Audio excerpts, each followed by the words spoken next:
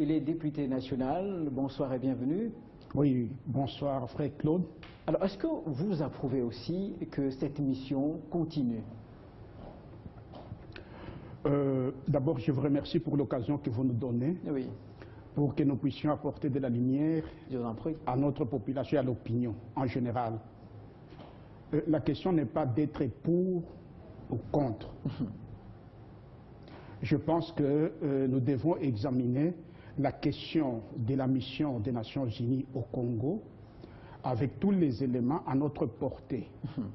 Je voudrais souligner une chose. Oui. Et comme vous le savez, c'est depuis 1999 que la MONUSCO, MONUSCO aujourd'hui, est dans notre pays. Aujourd'hui, le chiffre est porté à environ 20 000 hommes dans notre territoire, pour un coût global annuel d'environ 1,5 milliard de dollars américains. Alors, ces coûts très colossal. Alors maintenant, la question la plus fondamentale est de savoir pour quelle tâche la MONUSCO pourrait-il continuer? Pour combien de temps encore elle va demeurer dans notre pays? C'est ça le problème qui est beaucoup plus fondamental. Si on trouve des réponses claires, justes, logiques même, par rapport aux tâches à accomplir par la MONUSCO dans le passé et dans le futur, je crois que nous pouvons dire qu'il y a raison à l'état actuel que la MONUSCO reste. Ou soit nous pouvons dire que notre gouvernement de la République démocratique du Congo a raison de demander la réduction très sensible et départ très rapide de la MONUSCO du fait que nos vaillants soldats de FARDC connaissent une situation de montée en puissance. Voilà le débat, c'est là où doit tourner le débat de la MONUSCO. Alors, est-ce que pour vous, le bilan est positif tel que le présentent les responsables de la MONUSCO? Donc, il est difficile d'établir clairement que le bilan est positif ou négatif. Mais toutefois, si nous faisons l'évaluation en général, nous pensons que les nombres de la MONUSCO par rapport aux tâches accomplies depuis 1999, je pense qu'il y a lieu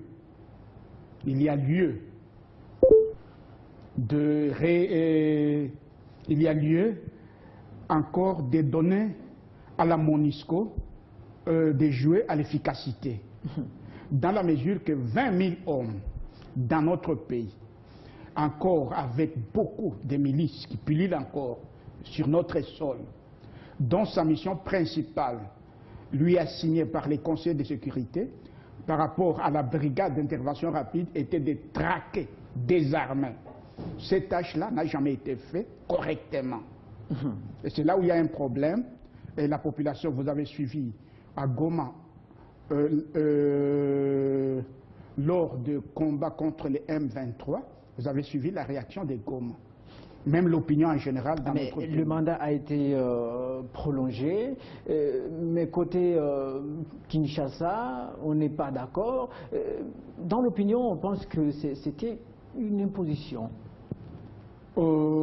Kinshasa a demandé à ce qu'on puisse le plus rapidement possible réduire très sensiblement le nombre de casques bleus dans notre pays. L'envoyé spécial du secrétaire général des Nations Unies a plaidé que la mission ne puisse pas partir très vite. Pour lui, il considère qu'on ne peut pas laisser derrière la MONUSCO un État fragile. Donc il fallait stabiliser, instaurer l'autorité de l'État sur toute l'étendue de la République, donner le pouvoir politique au pays pour qu'il soit en mesure d'occuper l'ensemble du territoire national avec l'autorité de l'État bien affirmée sur toute l'étendue du territoire. Alors, de ce point de vue, il y a eu des négociations entre les deux parties et ils ont trouvé un compromis. Je crois son départ, sa réduction dépendrait de l'évolution dans le cadre de la sécurité, de l'éradication complète des forces négatives et des milices sur les terrains, et puis le problème de la gouvernance et des droits de l'homme, c'est que j'ai lu les communiqués.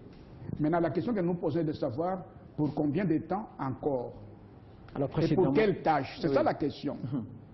Alors moi je pense, à ce niveau ici, au niveau du Conseil de sécurité, ils ont manqué vraiment d'attaquer les problèmes.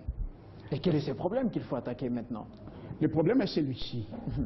20 000 hommes sur notre territoire, pour quelle tâche à venir accomplir?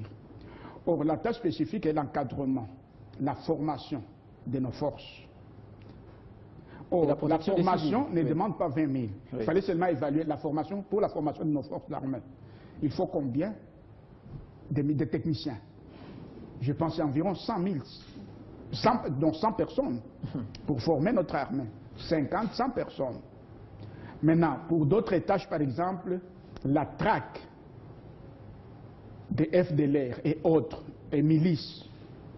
Moi, je pense pour ces tâches, on devait laisser seulement cette charge à la brigade d'intervention rapide, combinée avec nos forces, et donner notre force les armes, les équipements nécessaires de guerre.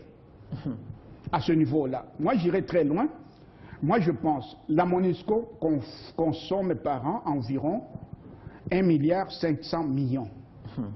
Moi, je pense que la communauté internationale, si elle était sincère, elle devait seulement mettre à notre disposition toutes les armées du monde que vous voyez, c'est par rapport au budget que l'État lui alloue chaque année. Donc, l'argent fait la force même de l'armée. Moi, je pense à ce niveau-là, je vous dis une proposition. Au lieu de dépenser 1,5 milliard pour 20 000 hommes, dont les tâches sont difficiles à évaluer, moi je pense que la communauté internationale devait mettre seulement à notre gouvernement, à la disposition de notre gouvernement, 300 millions de dollars pour soutenir, 300 millions de dollars pour soutenir nos forces, les équiper correctement, et nos forces étaient en mesure de faire un travail, un grand boulot pour notre pays. Il n'y a pas longtemps, le chef de l'État a déclaré que la RDC renonçait à tout appui de la MONUSCO à la traque, justement, des forces de libération du Rwanda FDLR. Est-ce qu'avec cette prolongation, peut-on espérer une coopération cette fois étroite? D'abord, nous voulons préciser une chose. Ce n'est pas le chef de l'État qui a renoncé, c'est en réponse aux tergiversations de la MONUSCO. En commençant par Tony Blair.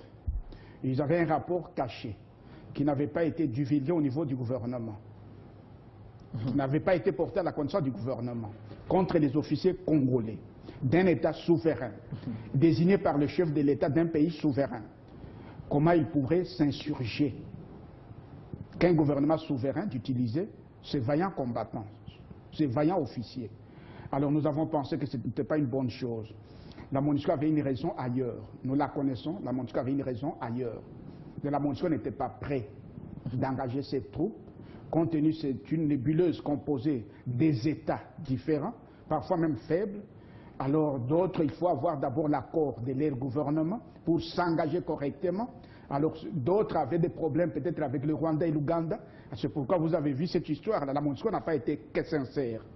C'est pourquoi nos forces, le président a pris cette décision, compte tenu des tergiversations de la MONUSCO, de l'ONU.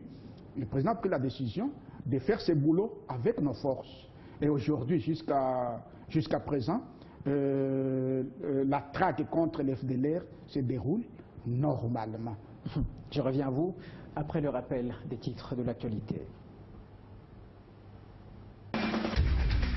À la une de l'actualité, 18e sommet du marché commun de l'Afrique orientale et australe, COMESA. Les travaux se sont ouverts ce lundi à Addis Abeba en Éthiopie. Pendant 2 jours, les chefs d'État et de gouvernement vont aborder les questions liées à l'industrialisation inclusive et durable dans la sous-région. Le chef de l'État, Joseph Kabila, qui a présidé l'organisation durant une année, a passé le bâton de commandement au Premier ministre éthiopien, Haïl Mariam. Dans le chapitre sécuritaire, alors que la traque des ADF se poursuit à Béni, au Nord Kivu, de commandement du secteur opérationnel des FARDC vient de lancer une campagne de sensibilisation des jeunes contre ce groupe terroriste dans le Grand Nord.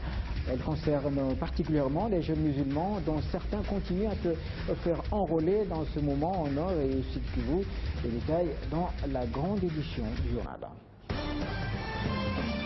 Et dans le cadre des préparatifs des consultations au titre de l'article 4 du Fonds monétaire international, une délégation de cette institution a visité tour à tour la compagnie sucrière de Puilongo aussi, ainsi que le site hydroélectrique de Zongo 2 dans la province du Bas-Congo. Cette délégation du FMI était accompagnée de quelques membres du gouvernement congolais. Voilà l'ossature de la grande édition du journal que Grâce Moutonkolé, Grâce Salamo, pardon, nous présente tout de suite à 19h heure de Kinshasa sur ce plateau.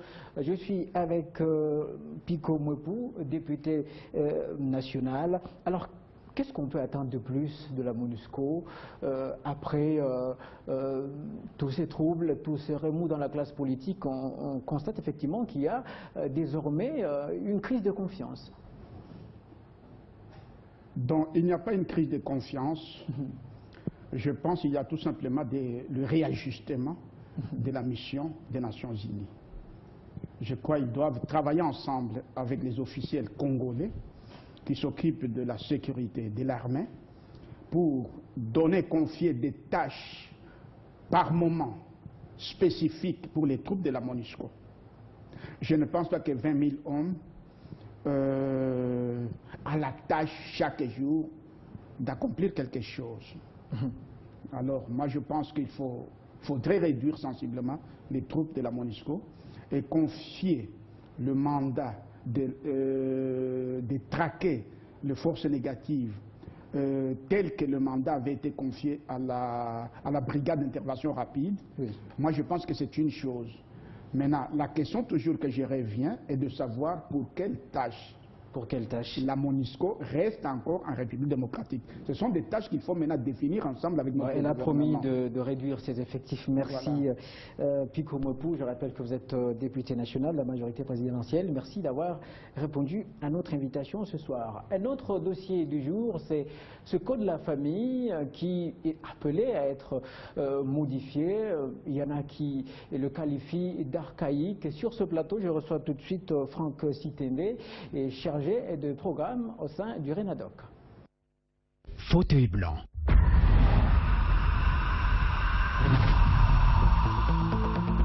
Le plus grand magazine sociopolitique est de retour. Inscrivez votre action dans l'histoire d'un Congo dynamique. Portez votre œuvre d'intérêt national à la connaissance publique. Vous devenez comme des automates. Parlez de vous et du Congo qui change. Vérifiez la capacité. Économie, infrastructure, politique, sécurité. En leur donnant déjà un logement, c'est leur apprendre à pêcher. Fauteuil blanc, le rendez-vous des décideurs. Devenez un électron libre. Membres du gouvernement, mandateurs publics, acteurs politiques. C'est maintenant votre tour. Fauteuil blanc. Bientôt, c'est vous.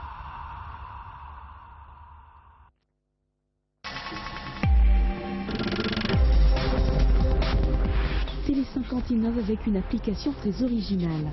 Toute l'actualité à portée des mains. Lisez les dépêches des dernières minutes. Partagez l'actualité la plus brûlante avec vos proches. Suivez le direct et rejouez vos vidéos préférées. Des sous des cartes, dernières éditions du JT et l'actualité de votre choix quand vous le désirez sur votre smartphone. Bienvenue à tous et merci d'être avec nous sur Télé 50 en marche. Sur Télé 50, rejouez l'actualité quand vous le voulez et comme vous le voulez.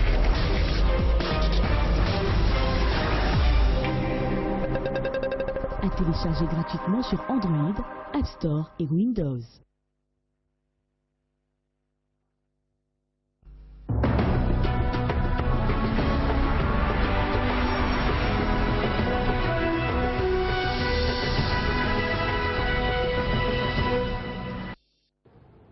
Franck Sitendé, bonsoir. Bonsoir. Vous avez fait de la modification du code de la famille votre cheval de bataille depuis quelque temps. D'abord, qu'est-ce que vous reprochez à ce code? Merci beaucoup pour la question. Merci surtout d'avoir bien voulu me recevoir à votre grand journal pour éclairer l'opinion de notre population sur les raisons fondamentales qui ont milité en faveur de la révision du code de la famille. Oui. Il faut dire que le code actuellement en vigueur existe depuis 1987. À l'époque, le pays s'appelait Zaïre. Oui. Et si vous le consultez, vous allez vous rendre compte que la terminologie est restée celle de l'époque du Zaïre. La monnaie, c'est Zaïre monnaie. Les amendes sont fixées en Zaïre, ce qui rendait parfois difficile le travail de juge pour fixer les amendes. Parce que si aujourd'hui on vous demande de payer 1000 Zaïre, je ne sais pas combien vous allez payer. Donc, pour cette raison-là, vous remarquez avec nous que ce code est dépassé. Il fallait absolument le réviser pour l'adapter à l'évolution de la société. Ça, c'est la première raison. La deuxième raison, c'est un problème de prestige diplomatique pour notre pays. Vous savez que notre État a ratifié un certain nombre d'instruments internationaux des droits de l'homme et qu'il était temps pour notre État d'adapter notre code aux normes internationales en matière des droits de l'homme, pour ainsi mettre fin à toutes sortes de discriminations à l'égard de la femme et de l'enfant. Voilà donc les raisons qui nous ont poussés à militer pour la révision du code de la famille. On aimerait savoir les éléments spécifiques qui, pour vous, semblent importants à ce qu'on modifie ce code. Oui, nous avons ciblé un certain nombre d'articles. Comme je vous ai dit, nous, ce qui nous intéresse, c'est de promouvoir les droits de la femme, mais aussi de l'enfant.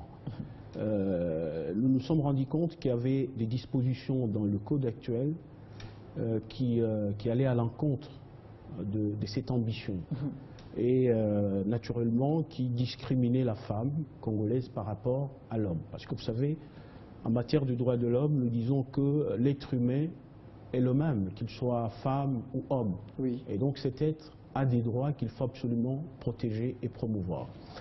Alors, dans le code actuel, il y a par exemple l'article 349, qui pour nous pose problème. Parce que pour cet article, il est dit que le but du mariage, c'est l'union entre l'homme et la femme, oui, pour perpétuer l'espèce. Oui. Mais le problème, c'est que la perpétuation de l'espèce ne tient pas compte de la santé des conjoints.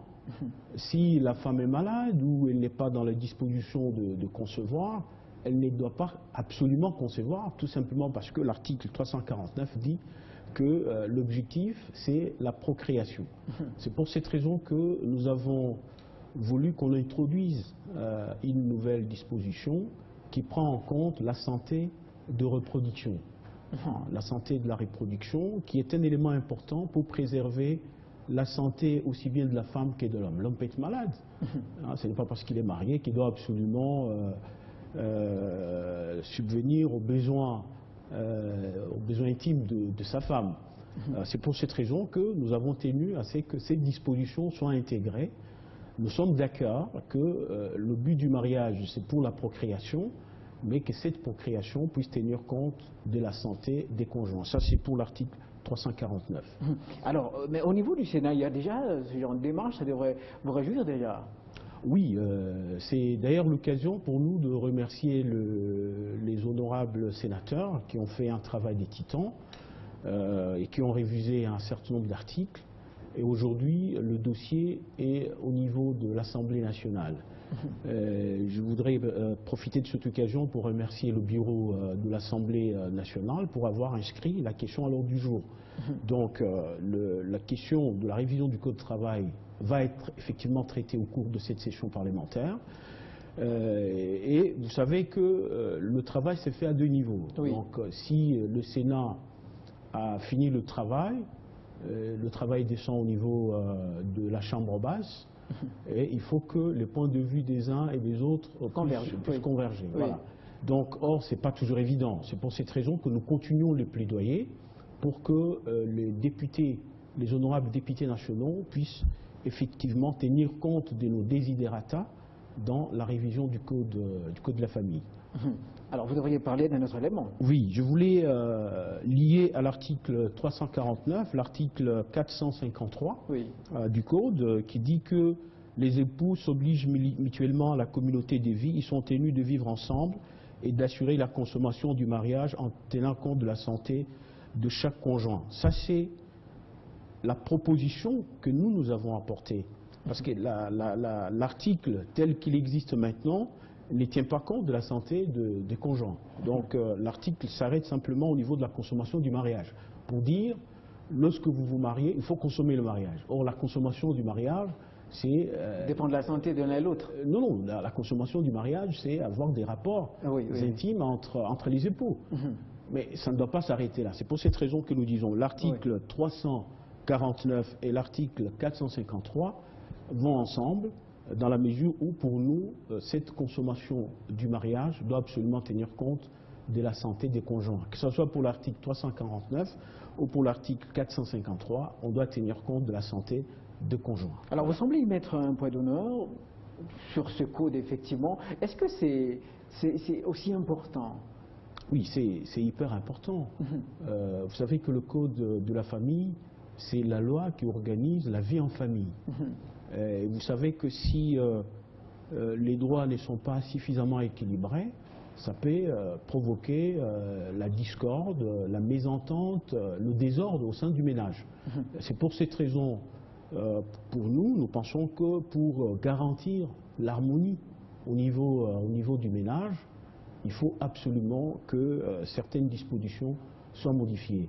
Parce qu'en fait, l'objectif du Code de la famille, effectivement, c'est de régir la vie en famille. Voilà. Donc, or, s'il y a un déséquilibre entre les droits des uns et des autres, parce que la famille est composée du père, de la mère et des enfants. Jusque-là, je n'ai pas encore parlé des enfants. Alors, cette organisation, cette structuration au sein de la famille, c'est vraiment important pour l'équilibre de la famille et pour l'harmonie du ménage. Je voudrais profiter de la parole pour dire que, au niveau des enfants, vous savez que nous avons, dans l'actuel code de la famille, on reconnaît trois catégories d'enfants. Oui. L'enfant né dans le mariage, l'enfant né hors mariage et l'enfant adoptif.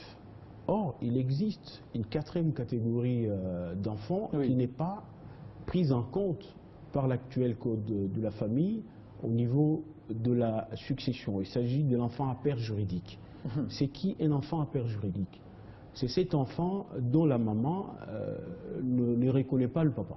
Enfin, donc, et il doit avoir un statut spécial. Naturellement, cet enfant, même si on ne retrouve pas son père, on ne reconnaît pas son père, cet enfant a des droits au même titre que tous les autres enfants. C'est pour cette raison que le législateur a prévu cette disposition du père juridique. Le père juridique, c'est cette personne désignée par un tribunal sur proposition soit de la mère, soit des membres de sa famille, soit de l'enfant, pour dire, bon, comme on ne retrouve pas le père naturel, donc cet enfant a un père juridique qui va s'occuper de sa santé, de sa croissance et de tous les besoins de cet enfant. Malheureusement, dans le code actuel, non seulement on a reconnu le rôle du père juridique, mais on ne reconnaît pas des effets que crée cette filiation.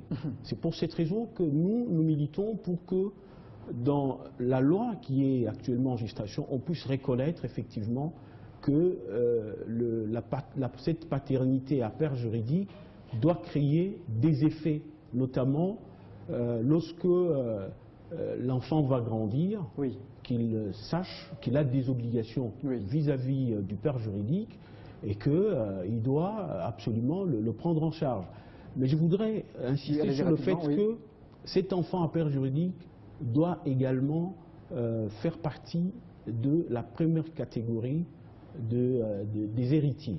Vous savez, la première catégorie des héritiers, c'est constituer des enfants. Des enfants, oui. Voilà, et donc, En dehors des enfants nés dans le mariage, hors mariage, des enfants adoptés, nous pensons qu'il est important que l'enfant à père juridique puisse également accéder à l'héritage. Alors, je suis tenté de vous poser la question, est-ce que votre combat ne devrait-il pas se focaliser sur la vulgarisation de ce code pour qu'au niveau de la famille, qu'il soit connu? Parce que c'est là où se passent plusieurs violations. Naturellement, je pense que nous Vous avez vu une organisation de la société civile. Tout à fait. Oui. Vous savez que c'est notre boulot. Hein. Oui. La sensibilisation, la Oui. vulgarisation, ça c'est notre travail. Et ce travail, nous le faisons déjà. C'est-à-dire, au même moment où nous menons ce plaidoyer auprès des honorables députés nationaux pour Oui. qu'ils tiennent compte de nos desiderata, nous sommes sur terrain en train de sensibiliser la population pour qu'elle connaisse le code, en tout cas le contenu du code de la famille, Oui. c'est lui qui est actuellement en vigueur et pour lequel nous militons pour qu'il soit modifié, Oui. et Merci. le code qui va être adopté au niveau de l'Assemblée nationale et dont la loi sera promulguée par le président de la République. Merci beaucoup Franck Sitende. Merci en tout cas d'avoir répondu à notre invitation ce soir. Je rappelle que vous êtes chargé de... Congo Synthèse. La synthèse des infos de la RDC, l'Afrique et le reste du monde. Une seule adresse. www.congosynthèse.com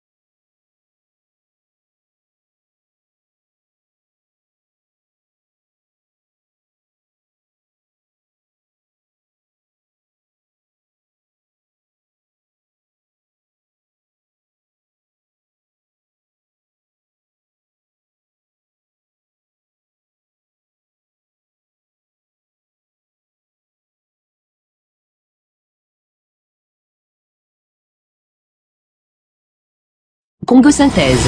La synthèse des infos de la RDC, l'Afrique et le reste du monde. Une seule adresse. www.congosynthèse.com